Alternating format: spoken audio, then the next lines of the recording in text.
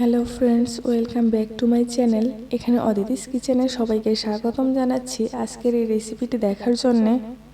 এখানে চাটনির জন্য আমি শুকনো বড়ই নিয়েছি। আপনারা চাইলে আমের ফলিও নিতে পারেন। আমার কাছে আমের ফলি ছিল না, তাই আমি বড়ই নিয়েছি। এবার বড়ইগুলো পানি দিয়ে ভিজিয়ে 30 মিনিটের জন্য রেখে দিব। এখানে আমি টমেটো নিয়েছি। টমেটোগুলো ভালো করে ধুয়ে একটা টমেটোকে আমি 4 পিস করেছি। আপনারা চাইলে ছোট ছোট পিস করেও নিতে পারেন। অন্যদিকে চুলায় আমি কড়াই বসিয়ে নিয়েছি। এবার কড়াই গরম হয়ে গেলেই 3 কাপের মতো পানি দিয়ে দিব। পানি একটু গরম হয়ে গেলেই এর মধ্যে আমি যে কেটে রাখা টমেটোগুলো ছিল, এই টমেটোগুলো সেদ্ধ হওয়ার জন্য দিয়ে দেব। এখানে টমেটোগুলো আমি ঢেকে রেখেছিলাম 5-6 মিনিটের জন্য। এখন আমার টমেটোগুলো হালকা সেদ্ধ হয়ে গিয়েছে। এখন আমি যে ভিজিয়ে রাখা বড়িগুলো ছিল, এই বড়িগুলো টমেটোগুলোর মধ্যে দিয়ে দিব। এখন আমি এগুলোর মধ্যে তেঁতুল দিয়ে দিব।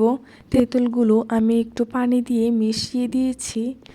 এই চাটনিটা খেতে অনেক মজা। আপনারা বাসায় একবার অবশ্যই ট্রাই করে দেখবেন। এবার আমি এই চাটনির মধ্যে 1 চামচ হলুদের গুঁড়ো, 1.5 চামচ লবণ দিয়ে একটু নেড়ে চেড়ে ঢাকনা দিয়ে ঢেকে রান্না করব।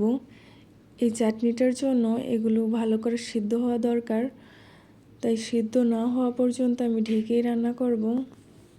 ঢাকনা উঠিয়ে দেখি আমার এই চাটনিটা কতটুকু সিদ্ধ হয়েছে। এগুলো প্রায় 80% মতো সিদ্ধ হয়ে গেছে। এবার আমি কাঁচা আম দিয়ে দিব। আমি এখানে 1টি আম কেটে নিয়েছিলাম। আপনারা যদি টক বেশি খান তাহলে এখানে আপনারা কম বেশি আম ব্যবহার করতে পারেন। আমি অফ ক্যামেরায় 1/2 চামচের মতো মরিচের গুঁড়ো ব্যবহার করেছি। আপনারা যদি ঝাল বেশি খান তাহলে বেশিও ব্যবহার করতে পারেন। এখানে আমি 1.5 কাপের মতো চিনি ব্যবহার করেছি। আমি যেহেতু এটি টক ঝাল মিষ্টি টক রান্না করছি, তাই এখানে আমি চিনি দিয়ে দিয়েছি। আপনারা যদি মিষ্টি বেশি খান, যদি মিষ্টি টক খেতে চান তাহলে মিষ্টিটা বেশি দিলেও পারেন। আপনাদের কাছে যদি এই ভিডিওটি ভালো লেগে থাকে তাহলে একটি লাইক করে দিবেন।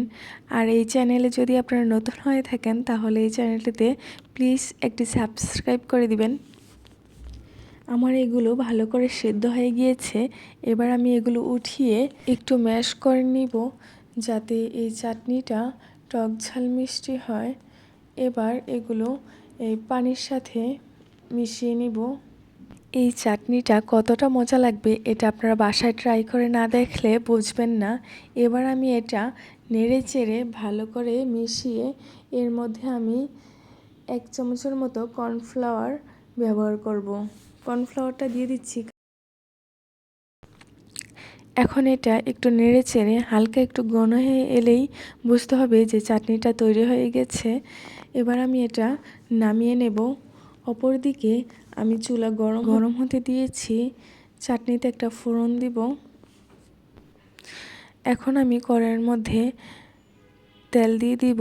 তেল একটু গরম হয়ে এলেই 2টো তেজপাতা, 2টো শুকনো মরিচ একটু ভেজে এর মধ্যে আমি 5 ফোড়ন ব্যবহার করব। এগুলো একটু ভাজা হয়ে গেলেই এর মধ্যে আমি চাটনিগুলো দিয়ে দিব। অনেকেই চাটনি রান্নার ক্ষেত্রে প্রথমেই ফোড়ন ব্যবহার করে থাকেন। এখানে আমি প্রথমে ব্যবহার করব না।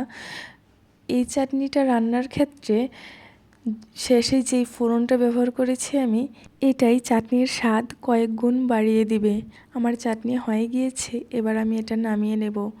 ভিডিওটি দেখার জন্য সবাইকে ধন্যবাদ।